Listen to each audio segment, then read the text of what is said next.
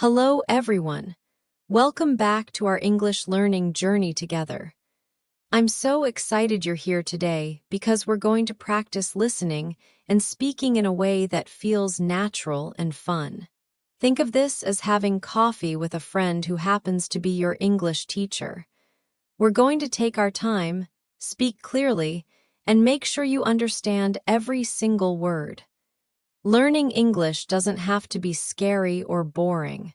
In fact, it can be one of the most rewarding adventures of your life. Today, we're going to explore different topics that will help you in real conversations.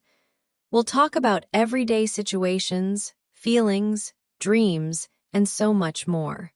By the end of our time together, you'll feel more confident about understanding English and maybe even speaking it too. Let me start by sharing something personal with you. When I was younger, I struggled with learning new languages too. I remember feeling frustrated when I couldn't find the right words to express my thoughts. But you know what I discovered? The secret isn't perfect grammar or a huge vocabulary. The secret is practice, patience, and believing in yourself. Every mistake you make is actually a step forward. Every word you learn is a small victory. So let's begin with something we all do every single day, waking up in the morning. Picture this scene with me. It's 6:30 in the morning, and your alarm clock is ringing. You slowly open your eyes and stretch your arms above your head. The sunlight is coming through your bedroom window, creating beautiful patterns on the wall. You take a deep breath and think about the day ahead. This simple moment is actually filled with opportunities to practice English. When you wake up, you might say to yourself, "Good morning, world," or "Another beautiful day to learn something new." These small conversations with yourself are incredibly powerful for language learning. They help your brain start thinking in English right from the moment you open your eyes. Try this tomorrow morning. When you wake up, describe what you see, what you feel, and what you're planning to do that day. Don't worry about being perfect. Just let the words flow naturally. Now let's move to the kitchen. Making breakfast is another perfect time for English practice. As you pour your coffee or tea, you can say, "This smells amazing." When you're making toast, you might think, "I love the sound of bread in the toaster." These simple observations help you connect English words with real experiences. And that's exactly how children learn their first language, by connecting words with the world around them. Breakfast conversations are special because they set the tone for your entire day. If you live with family or friends, try starting small conversations in English. You could ask, "How did you sleep?" Or "What are your plans for today?" Even if English isn't their first language either, practicing together makes learning more enjoyable and less intimidating. Remember, making mistakes together is better than staying silent alone. Speaking of conversations, let's talk about one of the most important skills in English communication: listening. Really listening means paying attention not just to the words people say, but also to how they say them. The tone of someone's voice tells you so much about their feelings. When someone says, "That's great," with excitement, it means something completely different from saying, "That's great," in a flat, uninterested voice. Here's a fun exercise you can try. Close your eyes while listening to English conversations, whether it's in movies, podcasts, or even this video right now. Focus only on the sounds and rhythms of the language. Notice how voices go up and down, how some words are emphasized more than others, and how pauses create meaning. This kind of listening practice trains your ear to understand English even when you don't catch every single word. Let me share a story that illustrates this perfectly. Last week, I was in a coffee shop and I overheard a conversation between two friends. One friend was telling the other about a job interview she had that morning. She didn't get the job, but instead of sounding sad, she sounded relieved. She said, "I didn't get it, but honestly, I'm kind of happy about that. The company didn't feel right for me." Her tone told the whole story. Without understanding her emotions, you might think she was disappointed. But by listening to how she spoke, you could tell she was actually feeling free and optimistic about finding something better. This brings us to something really important about English learning. Context is everything. The same words can mean different things depending on the situation. When someone says, "That's interesting," they might genuinely find something fascinating, or they might be politely showing that they disagree. Learning to read these subtle meanings takes time and practice, but it's what makes you sound truly fluent. Let's practice with emotions for a moment. Emotions are universal, but expressing them in English has its own special patterns. When you're happy, you might say, "I'm over the moon," or "I'm on cloud nine." These expressions might sound strange if you translate them directly to your language, but they're perfectly natural in English. When you're sad, you could say, "I'm feeling down," or "I'm going through a rough patch." Learning these emotional expressions helps you connect with English speakers on a deeper level. Now, I want to talk about something that many English learners find challenging: small talk. Small talk is those light, friendly conversations we have with people we don't know very well. It might be commenting on the weather, asking about someone's weekend, or complimenting their shirt. Many people think small talk is unimportant, but it's actually the foundation of building relationships in English-speaking cultures. Here's how small talk usually works. You start with something neutral and obvious. "Beautiful weather today, isn't it?" Or "This coffee shop is always so busy." Then you listen to their response and build on it. If they say, "Yes, I love sunny days like this," you might respond with, "Me too. It makes me want to spend the whole day outside." These conversations seem simple, but they require you to think quickly and respond naturally. The secret to good small talk is being genuinely curious about other people. Instead of worrying about what you're going to say next, focus on really listening to their answers. Ask follow-up questions like, "Really? How did that make you feel?" Or "That sounds interesting. Tell me more." People love talking about themselves when someone is truly interested in listening. Let me tell you about a time when small talk changed everything for me. I was standing in line at the grocery store, feeling a bit lonely because I had just moved to a new city. The person in front of me was buying ingredients for what looked like a delicious dinner. I said, "That looks like you're making something special tonight." She smiled and told me she was making her grandmother's famous pasta recipe for her family. We ended up talking for 10 minutes, and she even invited me to join her cooking class the following week. That small conversation led to a wonderful friendship, all because I was brave enough to make a simple comment. This story shows you something important about English and about life. Language isn't just about grammar and vocabulary. It's about connecting with people and sharing experiences. When you speak English, you're not just practicing a skill, you're opening doors to new friendships, opportunities, and adventures. Now, let's talk about something that happens to all of us: making mistakes. I know that the fear of making mistakes stops many people from speaking English, but here's what I want you to understand. Native English speakers make mistakes too. They say and they forget words, they start sentences, and then restart them in a different way. Perfect speech doesn't exist, even for people who grew up speaking English. I remember working with a student who was so afraid of making pronunciation mistakes that she barely spoke at all. One day, I told her, I'd rather understand your imperfect English than miss out on your perfect thoughts. That changed everything for her. She started speaking more, making mistakes, correcting herself, laughing about it, and most importantly, communicating her ideas. Her English improved faster in the next month than it had in the previous 6 months. Mistakes are not your enemy. They're your teachers.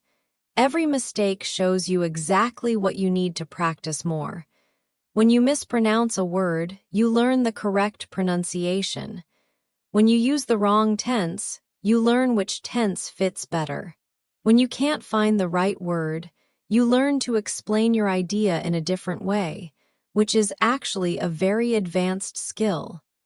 Here's a practical tip for handling mistakes. When you realize you've made an error, don't stop completely and apologize for 5 minutes. Just correct yourself quickly and continue. For example, if you say, I go to the store yesterday, and you realize your mistake, simply say, I went to the store yesterday and keep talking. Native speakers do this all the time. They self-correct naturally without making a big deal about it. Let's shift our focus to something really exciting: dreams and goals. Talking about your dreams in English is not only great practice, but it also helps you think about your future in a new language. When you can express your hopes and plans in English, you're not just learning vocabulary. You're expanding your ability to imagine and create your future. Dreams come in all sizes. Maybe you dream of traveling to an English-speaking country. Perhaps you want to watch movies without subtitles. Maybe you're hoping to get a better job or study at an international university. Whatever your dream is, talking about it in English makes it feel more real and achievable. Let me share some of my dreams with you. I dream of helping millions of people around the world feel confident speaking English. I imagine classrooms where students laugh while they learn, where mistakes are celebrated as signs of progress, and where everyone feels brave enough to share their stories. I picture a world where language barriers become bridges instead, connecting people from different cultures and backgrounds. When you talk about your dreams, use present tense to make them feel more immediate. Instead of saying, I will maybe travel to London someday, try saying, I'm planning to visit London next year. This small change in language creates a big change in how you think about your goals. You move from hoping something might happen to actively working toward making it happen. Goal setting in English is also a powerful learning tool. You can say, this month, I want to learn 50 new words. Or, by the end of this year, I plan to have a 10-minute conversation in English without switching to my native language. These goals give you something concrete to work toward, and achieving them builds your confidence step by step. Now, let's talk about one of my favorite aspects of language learning: cultural exchange. When you learn English, you're not just learning words and grammar. You're discovering new ways of thinking, different humor styles, various social customs, and alternative perspectives on life. This cultural awareness makes you a more well-rounded and interesting person. For example, in many English-speaking cultures, being direct and honest is valued, even in difficult conversations. If someone asks for your opinion about their new haircut and you don't like it, it's acceptable to say something like, it's not my favorite style, but if you love it, that's what matters.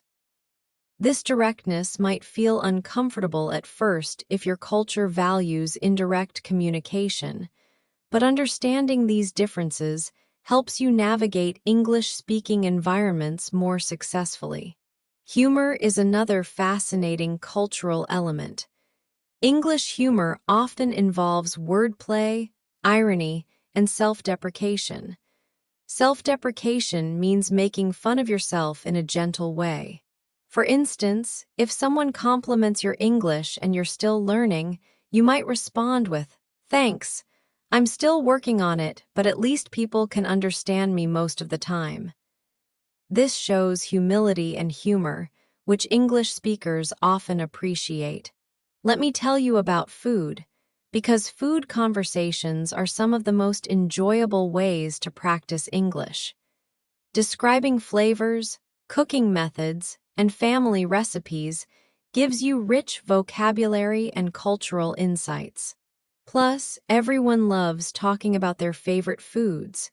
Instead of just saying, "I like pizza," try expanding your description. "I absolutely love homemade pizza with fresh basil and melted mozzarella cheese. The smell of it baking in the oven makes my whole house feel warm and welcoming."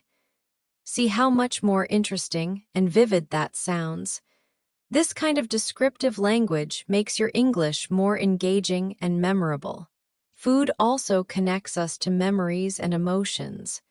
You might say, "Every time I smell cinnamon, it reminds me of my grandmother's kitchen on Sunday mornings. She used to make the most incredible cinnamon rolls, and the whole family would gather around her table." Sharing these personal stories helps you practice past tense, emotional vocabulary, and cultural storytelling, all while creating connections with your listeners. Speaking of connections, let's discuss the importance of body language in English communication. Did you know that a huge part of communication happens without words? Your facial expressions, hand gestures, posture, and eye contact all send messages to the people you're talking with. In English-speaking cultures, eye contact is particularly important. It shows that you're listening, that you're interested, and that you're confident. However, the amount of eye contact that feels comfortable varies from person to person and situation to situation. During a conversation, try to look at the person's face most of the time, but don't stare constantly. It's natural to look away occasionally while you're thinking or when you're describing something. Hand gestures can also help your communication, especially when you can't find the right word. If you're trying to describe something round, use your hands to show the shape. If you're talking about something tall, gesture upward. These visual cues help your listener understand you better and give you confidence when your vocabulary feels limited. Now, let's explore something that many English learners find mysterious: phrasal verbs. Phrasal verbs are combinations of verbs with prepositions or adverbs that create completely new meanings. For example, look means to use your eyes to see something, but look up can mean to search for information. Look after means to take care of someone, and look forward to means to anticipate something with excitement. I know phrasal verbs can seem overwhelming, but here's my advice. Don't try to memorize huge lists of them. Instead, learn them in context as you encounter them in real conversations and situations. When you hear someone say, "I need to pick up my dry cleaning," you understand from the context that pick up means to collect or retrieve something. The best way to learn phrasal verbs is through stories and examples. Let me tell you about Sarah's morning. Sarah wakes up early and gets up immediately. She doesn't like to lie in bed after her alarm goes off. She puts on her running clothes and heads out for a jog. When she gets back, she takes off her sweaty clothes and takes a shower. Then she puts on her work outfit and goes over her presentation one more time before leaving for the office. In that short story, we used several phrasal verbs naturally. Wake up, put on, head out, get back, take off, take a shower, put on again, and go over.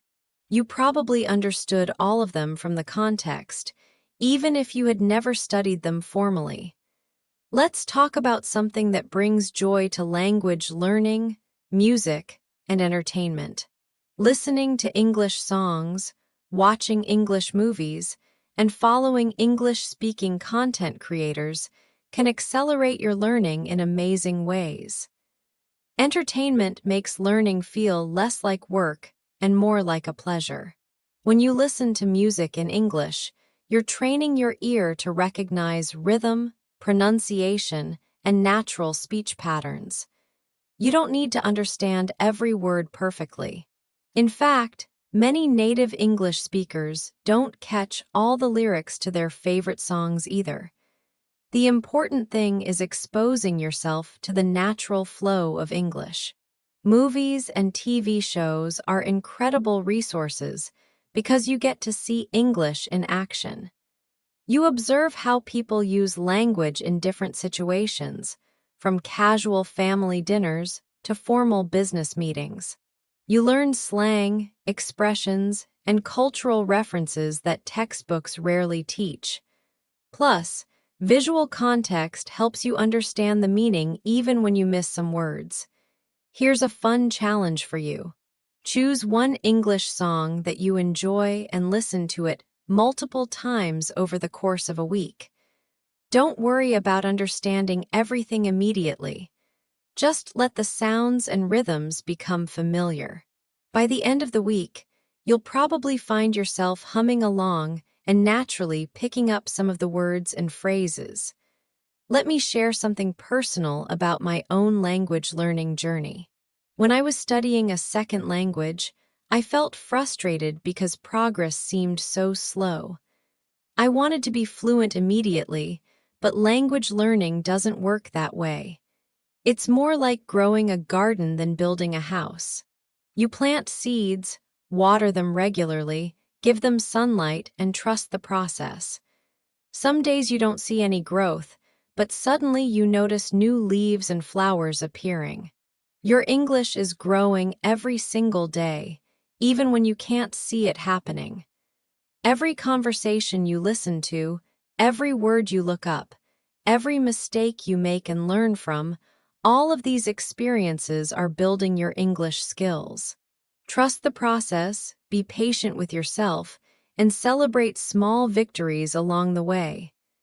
Now, let's discuss something practical that many English learners need: professional communication. Whether you're writing emails, participating in meetings, or networking with colleagues, professional English has its own style and expectations. Professional English tends to be more formal than casual conversation, but it doesn't have to be stiff or unnatural. The key is finding the right balance between friendliness and professionalism. For example, instead of starting an email with "Hey," you might begin with "Hi" or "Hello." Instead of ending with "See ya," you could close with "Best regards" or "Thank you for your time." In professional situations, clarity is more important than impressive vocabulary. It's better to use simple words that everyone understands than complex terms that might confuse your message. If you're presenting an idea, structure it clearly with an introduction, main points, and a conclusion. Use transitions like "first," "additionally," and "in conclusion" to guide your listeners through your thoughts. Here's something interesting about professional English communication. Many native speakers struggle with it too. Writing clear, professional emails and giving confident presentations are skills that require practice, regardless of your native language. So don't feel intimidated if professional English seems challenging at first. You're learning skills that many people find difficult. Let me tell you about networking, which is building professional relationships through conversation. Networking events can feel scary, but they're essentially just organized small talk with a professional focus. You might ask questions like, "What kind of work do you do?" Or, "How did you get started in your field?" Or, "What's the most exciting project you're working on right now?" The secret to successful networking is showing genuine interest in other people's work and experiences. Ask follow-up questions, remember details they share with you, and look for ways you might be able to help each other in the future. Networking isn't about using people. It's about building mutually beneficial relationships. As we continue our journey together, I want to address something that affects many language learners: confidence. Confidence in English doesn't come from perfect grammar or extensive vocabulary. It comes from the belief that your ideas are worth sharing, even if your English isn't perfect yet. I once knew a student whose English was quite basic, but he was one of the most engaging speakers I had ever met. Why? Because he was passionate about his ideas and genuinely interested in connecting with people. He made mistakes. He asked for clarification when he didn't understand something, and he laughed when he mixed up words. But he never stopped trying to communicate, and people loved talking with him. Confidence is like a muscle.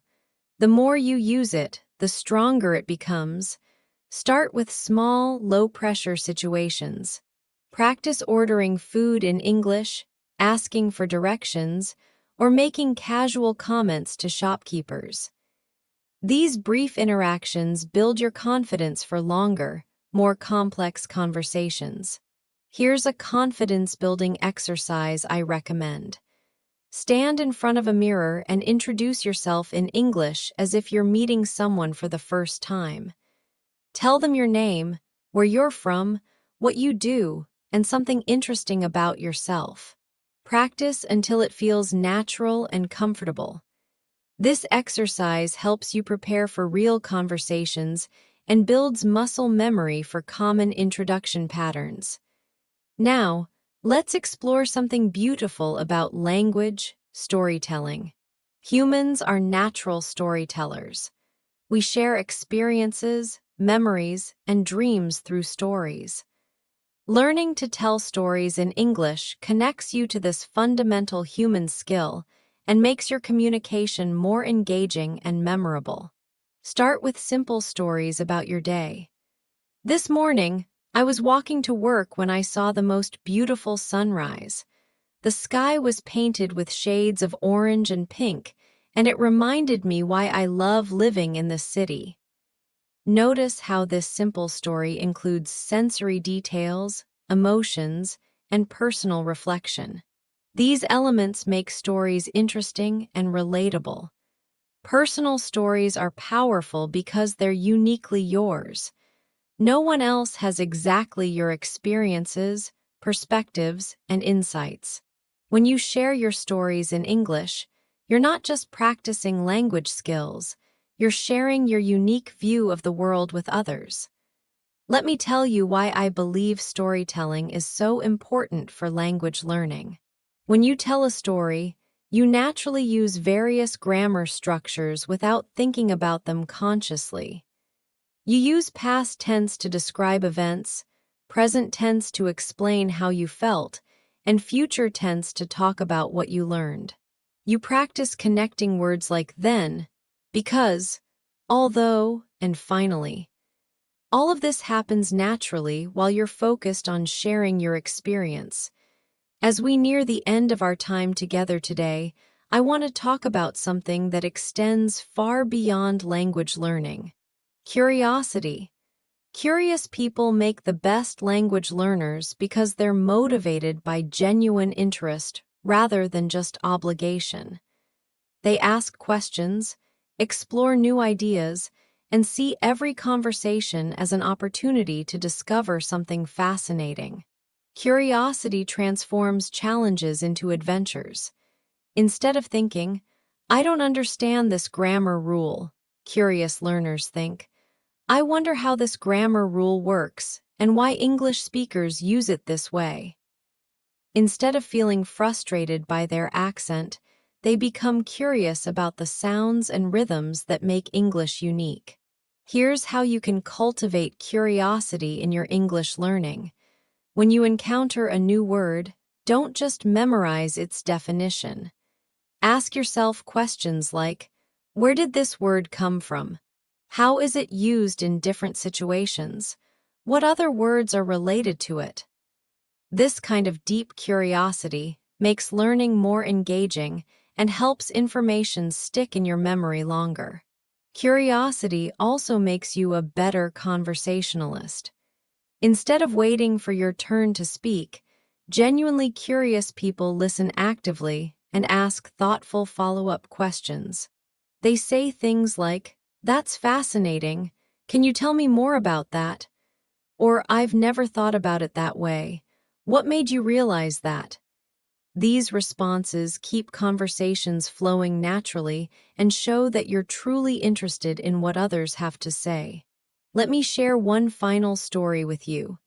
Last month, I was having coffee with a friend who had just returned from a trip to Japan. Instead of just saying, "How was your trip?" I asked, "What surprised you most about Japan?" That question led to an incredible hour-long conversation about cultural differences, unexpected kindnesses from strangers, and how travel changes our perspectives on our own lives. One curious question opened the door to a rich, meaningful exchange. This is what I want for your English journey.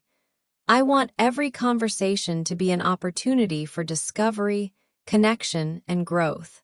I want you to feel excited about the people you'll meet, the stories you'll hear, and the experiences you'll share because you chose to learn English.